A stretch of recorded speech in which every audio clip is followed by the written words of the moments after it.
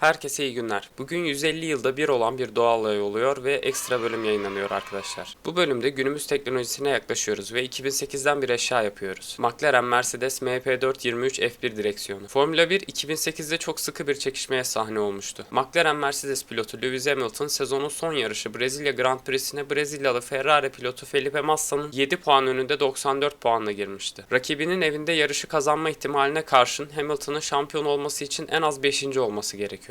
Islak zeminde gerçekleşen yarışta Massa finish çizgisini geçtiğinde Hamilton 6.'ydı. Son virajlara geliniyordu. Önünde Toyota Racing pilotu Timo Glock vardı ve o sırada pistte kuru zemin lastiği kullanan araçlar sadece Toyota araçlarıydı. Bu durumun azizliğine uğrayan Glock bir anlık hatayla Hamilton'a geçildi. Hamilton 5. olarak şampiyon oldu ve tüm zamanların en genç Formula 1 şampiyonu olarak adını tarihe yazdırdı. Bu özel aracın direksiyonu için referans fotoğrafımız bu olacak. Direksiyon aynı zamanda Logitech G27 direksiyon setinde butonları dahil çalışır olacak. Merak ettiniz değil mi? Hadi izleyelim.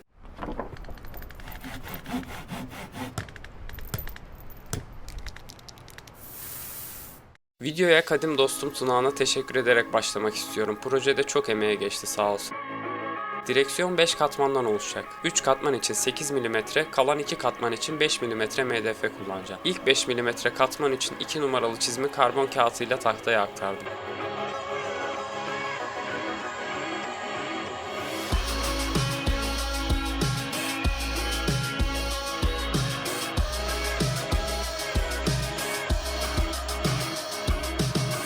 Dekupaj testleriyle kestim. Boşluk olacak yerleri matkapla deldim ve bu deliklerden faydalanarak kesip figürden ayırdım.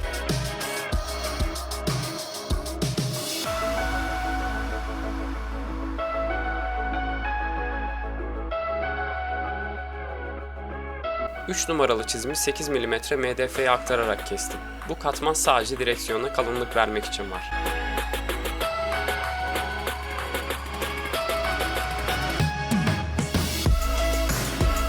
4 ve 5 numaralı çizimleri de 8 mm MDF'ye aktarıp kestim.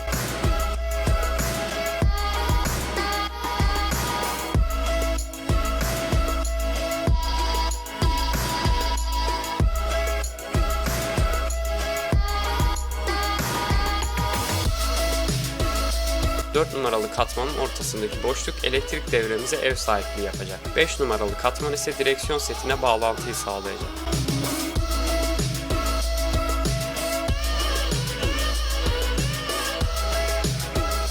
2 numaralı parçanın alt boşluğunu düzelttim. Bunu şimdiden yapmam gerekti çünkü yapıştırdıktan sonra o bölgenin arkası dolu olacak. 1 numaralı çizimde 2 parça var. Bu aşamada kestiğim parça direksiyonun en üst yüzeyindeki çıkıntı. İçi boş olacak.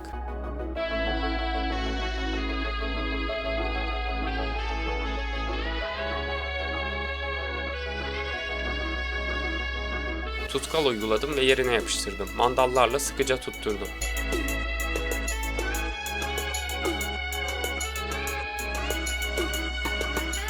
Artı işaretli yerleri 14 mm matkap ucuyla deldim. Bu deliklere butonlar yerleşecek. 3 numaralı parçayı 4 numaraya, 2 numaralı parçayı da 3 numaraya yapıştırdım.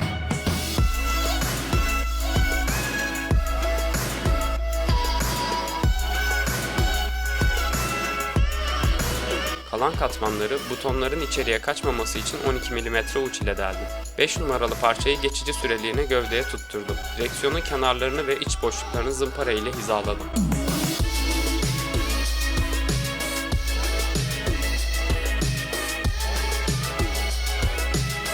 Tutma yerlerinin başladığı hizayı doğru şekilde belirlemek için çizimden yardım aldım.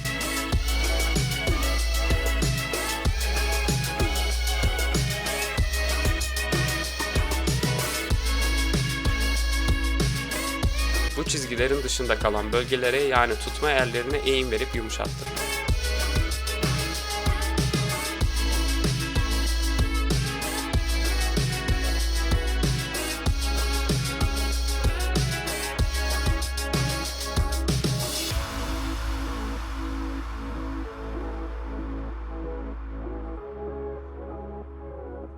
Çizgilerin içinde kalan bölgelere ise keskin köşeli kalmaması için çok az yumuşattım.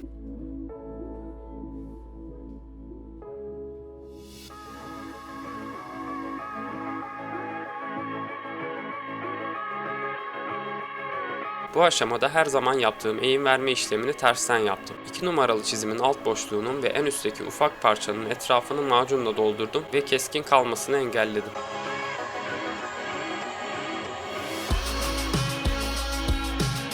Sıra en arka katmana montaj yuvalarını açmaya geldi. Önce ince bir uçla deldim. Ardından kendi vidalarımdan daha ince bir vidayla yuvaları biraz daha genişlettim. Son olarak kendi vidalarımı monte ettim. Projede çok ufak minnacık bir hata olduğunu fark ettim. Üst ve alt vidalar parçaya denk geliyor. Bunlar için birer yuva oydum ve orta boşluğun kenarlarını düzelttim.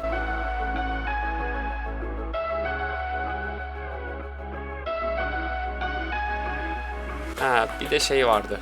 Bize göre sağda kalan soket kablosunun geçeceği boşlukta tahtaya denk geldi. Bu problemi de boşluğu biraz daha yukarıdan delerek hallettim. Pergelle 1 numaralı çizimdeki yuvarlaktan ölçü aldım ve 5 mm MDF'ye 6 tane daire çizdim. Dekupaj testereyle kestim. Bu daireler dönmeyen döner switchlerim olacak. Üçlü şekilde tutturup kenarlarını eşitledim ve switchlerin birer kenarına eğim verdim. Bunları şimdilik bekletip kapağa geçiyorum. Kapak için kare şeklindeki çizimin iç hattından 2 tane kesmem gerekti.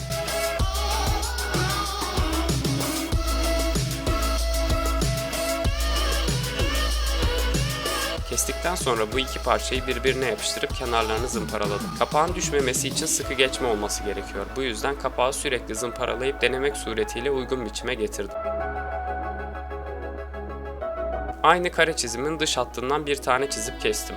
Bu parçada kapağın dışarıda kalan kısmı olacak. Kenarlarını düzelttim ve diğer parçayı simetrik bir şekilde özenle bu parçaya yapıştırdım.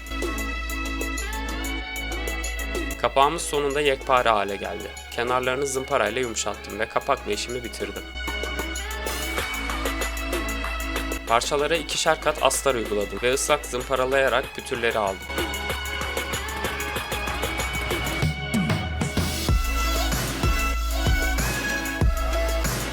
Switchlerimi simetrik yapıştırabilmek için referans çizgileri çektim. Tek tek yerlerine yapıştırdım.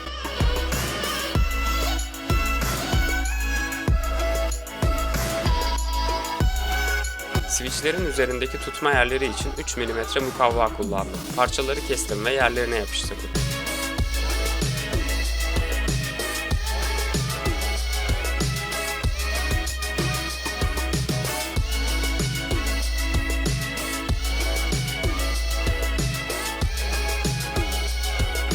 Tüm parçaları tam kapanana kadar siyaha boyadım.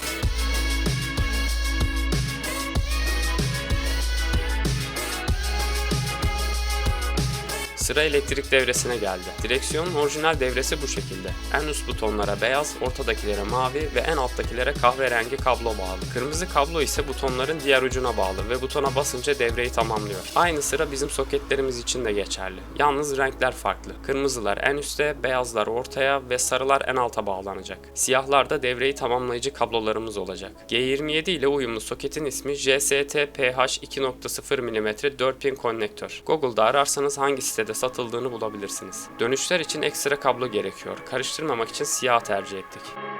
Tek tek butonlara lehimledik ve birbirine bağladık. Buton alırken reset butonu olmasına dikkat edin. Basıp bıraktığımızda anahtar tekrar açılmalı ve akım kesilmelidir.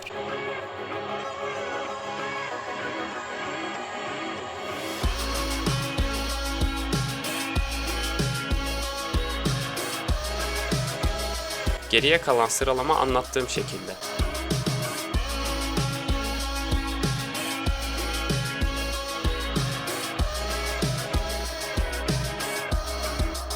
Denemek için soketleri direksiyon setine bağladım.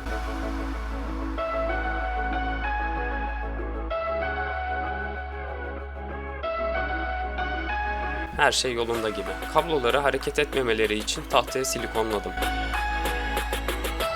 Butonların yalıtımını da silikonla hallettim.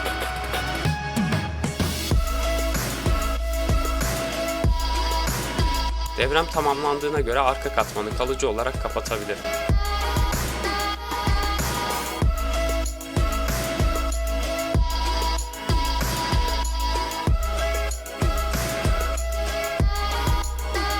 6 buton için neden 9 yuva açtık sorunuzun cevabı bu küçük arkadaşlar. 3 tane daha işlevsiz switch'imiz olacak. Bunları elde etmek için kulak çöpü kullandım. Çöpün ucundaki pamukları hızlı yapıştırıcıyla sertleştirdim. Çöpleri renklendirdim ve yerlerini silikonladım.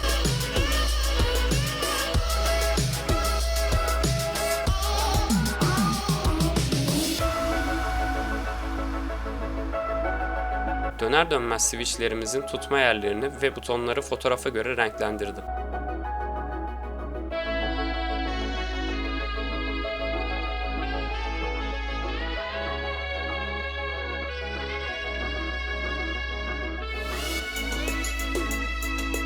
İki kat mat vernik uyguladım. Direksiyonun üstündeki yazı ve Mercedes logosunu bu şemadan karşılayacağız. Bu sayfanın çıktısını sticker olarak almanız gerekiyor.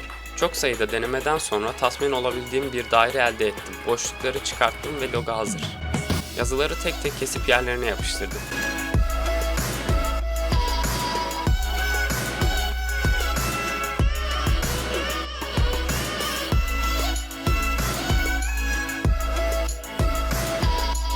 Logoyu da kapağın üzerine yerleştirdim. Bu tutuş arttırıcı bant. Bu bantla tutma yerlerini kapladım. Malzemesi eva köpük gibi bir şey. Üzerinde sarı noktacıklar var.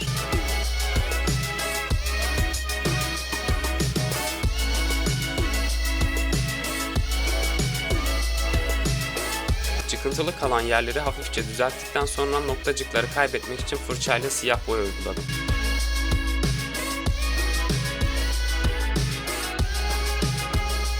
Soket kablolarını düzgün bir görüntü için kablo bantıyla sardım.